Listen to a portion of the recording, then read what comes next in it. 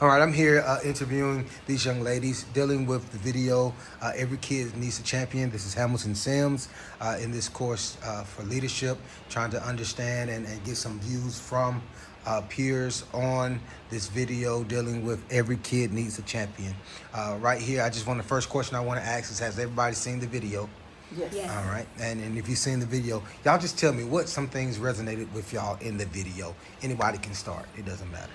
I will say the thing that stuck out to me when I saw it was that she understood the fact that, in my opinion as well, before you can teach a child ABCs and one, two, threes, you need to have some type of connection with the child themselves, making sure that you have a connection with them socially and emotionally. I know a lot of schools now are finally seeing that social and emotional learning aspect is necessary in the school. If the child is hungry, if the child is coming from, you don't know what happened with the child coming up to. And that really resonated with me, that she got it, that before I can ever teach you, I need to connect to you. And that was really big. I really thought that that was a key part of her whole presentation. Great. Anybody else? I think for me, the part that resonated with me was taking failure and redirecting it. Talking about the child that got an F, right? And when you get an F, you're instinctively, it's already labeled as a failure. You did bad, you missed something, you didn't do something. But the fact that she redirected that failure and said, hey, even in failure, there is still success by giving the +2 and the smiley face. What she did was tell that child that you had to start somewhere. And because you started somewhere, you didn't miss it all, but you got something right. And I think that's a powerful tool to take someone in their moment of distress and failure and lack, and to be able to encourage them to move forward, to push forward, and to say, hey, you didn't get it right this time, but guess what? Next time, you'll get more, because we're going to work towards, and I think that was a very powerful moment for me. Okay. This question right here for anybody. Tell me, what do you think might be some barriers that we deal with as educators when it comes with the relationship between children and the educator, him or herself? Yes. I'll share.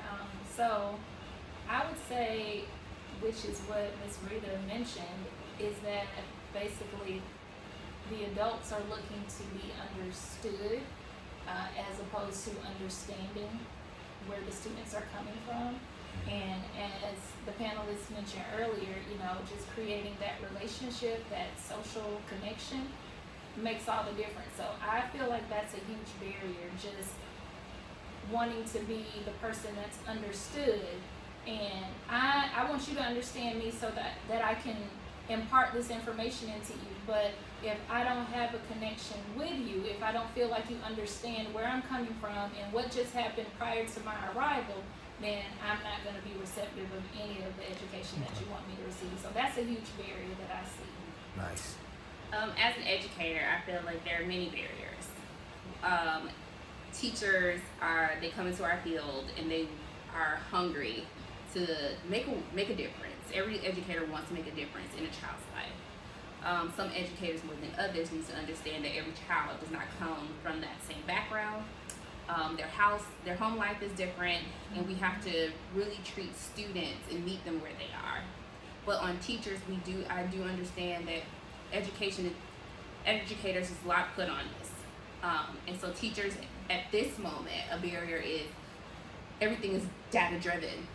So when these teachers are seeing these low scores, some of them may not connect and just say, okay, we got this, but we can work better. They're like, okay, we got to do better, because now if you don't do good, they're telling me I'm not doing good. Mm-hmm. And so like that mentality that teachers are in it's a stressful place for educators. And I also feel like we as educators, we need SEL training, not even for just the students, but provide it for teachers, provide some social emotional training, or not even training, just meetings, something for these teachers, tools, resources for teachers, and how we can help their social emotional. Because right now everybody's under stress because all they see is data. And so it needs the barrier really starts from education, and I'm talking about federal, because they look at children as numbers. And when we stop looking at children as numbers, then we really can see a change. Okay. Well, I want to thank y'all for just answering some of the questions. There's more to answer, but right there is a lot has been said. And I appreciate y'all for this time, and I hope that we all can come together, educators, and find a solution so that we can reach our kids in a better light. All right, y'all. Thank y'all again.